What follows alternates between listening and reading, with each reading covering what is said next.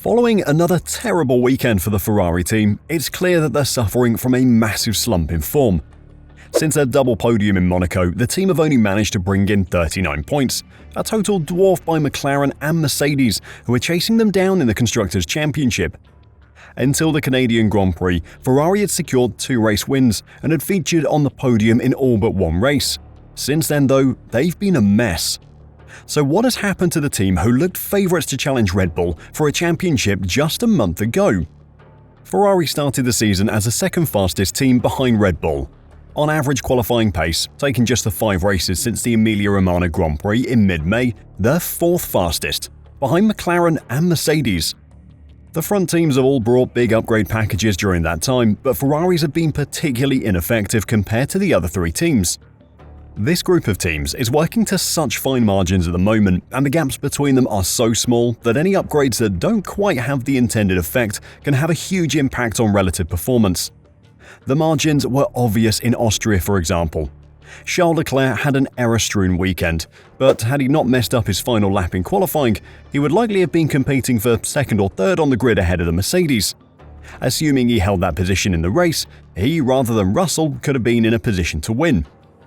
That is a big assumption though, and he didn't hold that lap together. He pushed too hard and lost it twice, eventually setting a time that was a full 0.7 of a second slower than Max Verstappen's best effort. For the opening 8 races, Ferrari looked like championship contenders, but since that win in Monaco, they've been nowhere near good enough. Ironically, that incredible weekend in Monaco was when they debuted a massive upgrade package, but now that upgrade package is being blamed for their struggles. The car featured completely redesigned sidepod inlets and a new rear wing, adopting Red Bull's overbite sidepod inlet geometry philosophy. After the Monaco race, it seemed Ferrari was on the right track and poised to be a main threat to Red Bull in the upcoming races. However, the next race in Montreal showed the opposite. Although both drivers were unlucky in Canada and failed to finish the race, it was evident that Ferrari struggled with the right car setup. One of the main issues was a slow tyre warm-up and a very unstable rear end, costing them significant time on a track like Canada. Barcelona was the next race on the calendar, where we expected to see the true performance not only of Ferrari but of other teams as well. Ferrari's engineers prepared another upgrade package building on the one from Monaco. The most notable changes were on the side pods and the undercut region beneath them. Again though, these upgrades failed to have the intended effect. They didn't resolve the issue of car stability and a lack of downforce, the result of which you saw during Leclerc's final qualifying lap in Austria, where he tried to outdrive a car that just couldn't cope with what he was asking it to do. Ferrari are in analytics mode at the moment. They have to try and work out what happened when that upgrade package was fitted that caused them to lose so much control over the car. A hint towards where the trouble lies is from their race performances with the new package fitted. In Monaco, the highest downforce and slowest track on the calendar, they were excellent. Since then, at the more traditional Austrian and Spanish Grand Prix circuits, they have seriously struggled.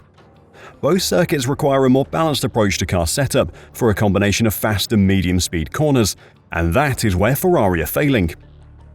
Carlos Sainz said in Austria that Ferrari's recent challenges in Formula 1 is a consequence of its latest upgrade package, triggering problems in high-speed corners.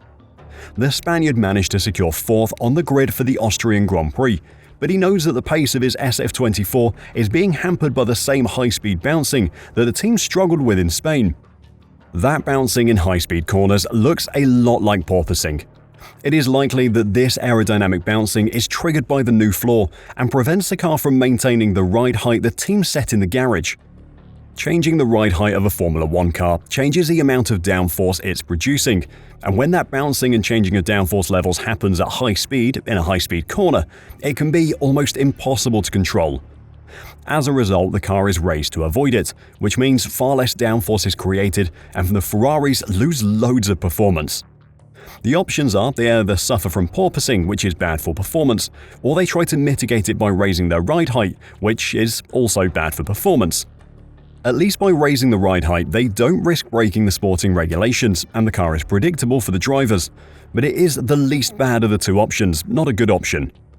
So while the new upgrade package has improved performance in low-speed corners, as we saw in Monaco, it has unbalanced the car at high speeds. The result is a car which is slower overall. Carlos Sainz said in Austria, "I think we see it working in all the places where we have no bouncing, but then if you trigger bouncing in the high speed and you have to back off, then maybe what you win in some places you lose in the other," he explained. And the more high-speed content there is at a track, obviously that trade goes towards being worse for that circuit, because the more high speed you have, obviously the slower you are. It's not ideal, but the team is pushing flat out back at home to try and solve the issue and see how we can come back stronger in Silverstone. Sainz said the problems in the high speed are doubly painful for Ferrari because they are the type of corners where the team struggles against rivals anyway. Without going into too much detail, I think it's a combination of we're not good in high-speed corners, and at the same time, we're bouncing, which makes our high speed exaggeratedly slow.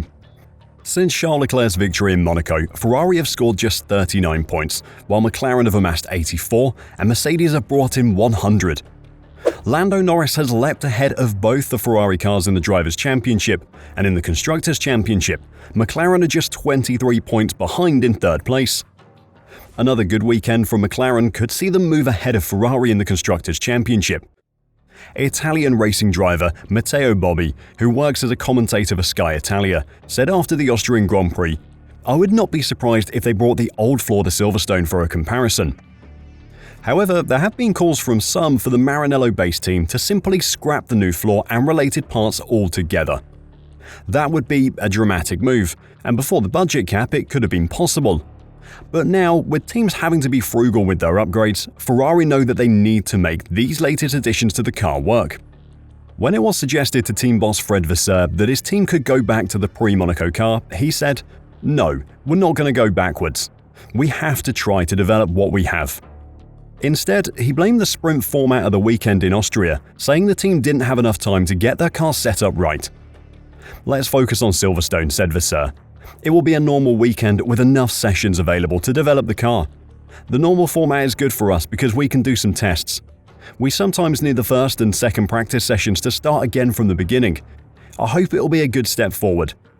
The latest package gave us good points, more in aerodynamic load, and we need to start from there." What Ferrari will be trying to do is find a setup that lets them make use of those new points of aerodynamic load the upgrades have given them. As Fred says, they have added performance, but the car at the moment just can't make use of it. It's likely that the team will look to their suspension setup for the answer. With 3 free practice sessions to use at Silverstone, they may try to experiment in FP1 with different suspension setups on both cars to try and find something which will let them put that newfound downforce through the tyres and into the track surface. If they come to the conclusion that suspension upgrades are needed to make that happen though, then they could be suffering with this high-speed bouncing until after the summer break. This bouncing is very obviously a huge issue for Ferrari. You just have to look at their recent results and the championship leaderboards to see the massive negative impact it has had. But Fred Vasseur has been very keen to try and downplay it as much as possible.